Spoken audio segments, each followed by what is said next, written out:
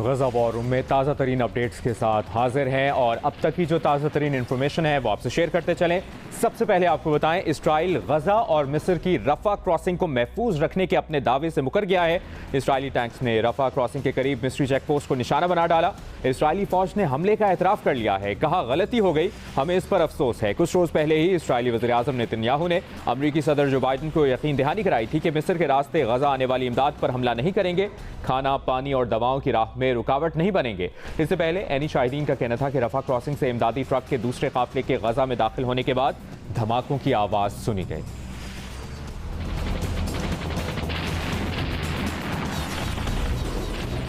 और जियो न्यूज़ की exclusive coverage जारी है। गजा वॉर रूम आपको मुसलसल अपडेटेड रखा हुआ है और हमारे नुमाइंदगान इस वक्त इसराइल लबनान सरहद पर मौजूद हैं, उनसे बात करेंगे। हमें ज्वाइन कर रहे हैं तारिक अबुल हसन। तारिक अबुल हसन, सबसे पहले अपनी खैरियत से मुतालिक आगाह करें।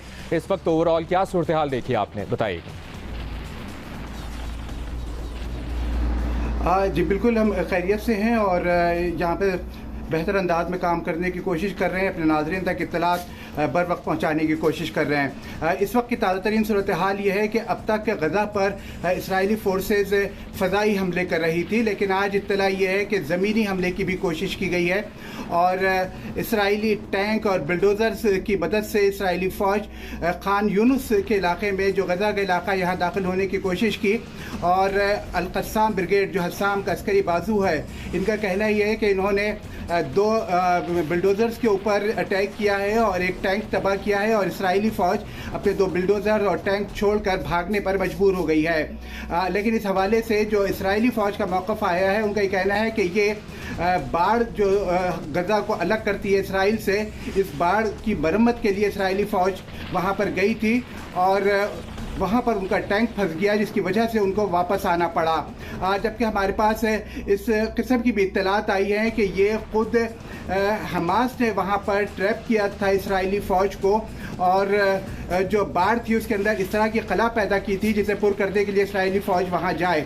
और जैसे ही इसराइली फ़ौज वहाँ पर पहुँची है तो हमास के जो जांबाज हैं, जो उनके जंगजू हैं, उन्होंने हमला किया और इस हमले में एक इसराइली टैंक तबाह हुआ है, दो इसराइली बुलडोज़र तबाह हुए हैं और इसराइली फ़ौजी वहाँ से भागते हुए देखे गए हैं। एक इसराइली टैंक की तबाही का खुद इसराइल ने इतराफ़ भी किया है, लेकिन जानी नुकसान क्या हुआ है इस बारे में ना हमास के ज़राए ने अभी तो कोई चीज़ बताई है और ना ही इसराइल की तरफ से इस बारे में कोई चीज़ बताई गई है।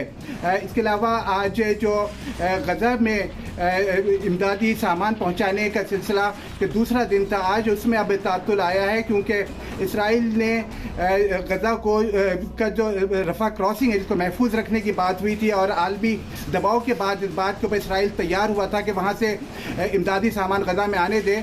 वहाँ पर उन्होंने इसराइल मिस्र की एक चौकी को निशाना बनाया है और ये टैंक फायर की से गोला फायर किया गया है। जी और अब जो है वो अब से कुछ देर पहले हमारे साथी अली इमरान जो है वो लबनान इसराइल बॉर्डर के ऊपर गए थे, वहाँ उन्होंने एक रिपोर्ट तैयार की है, आइए आपको दिखाते हैं। जी, मैं इस वक्त जो ब्लू लाइन के ऊपर मौजूद हूँ, इसराइल और लेबनीज बॉर्डर।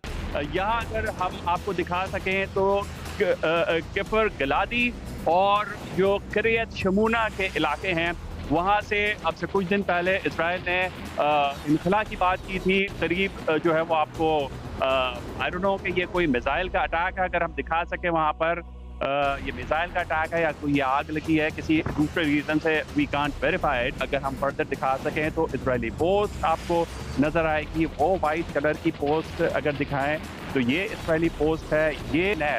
और इस मुकाम पे हम मौजूद हैं।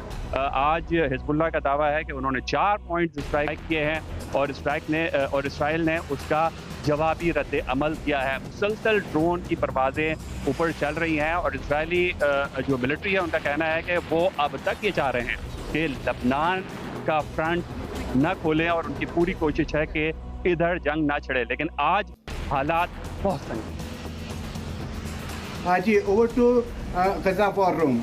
बहुत बहुत शुक्रिया आपका तारिक अब्दुल हसन और अली इमरान सैयद हमें मुसलसल अपडेट कर रहे हैं और अपनी सहाफ़ती जिम्मेदारियां पूरी कर रहे हैं।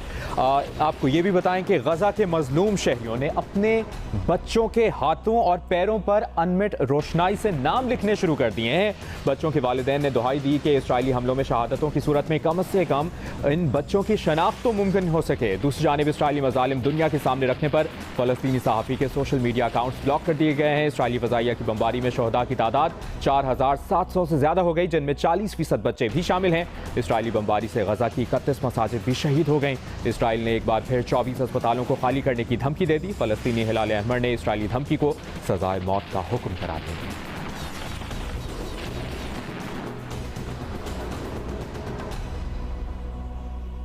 ताज़ा तरीन अपडेट्स आपने जानी, वापस चलते हैं मेन स्टोरी।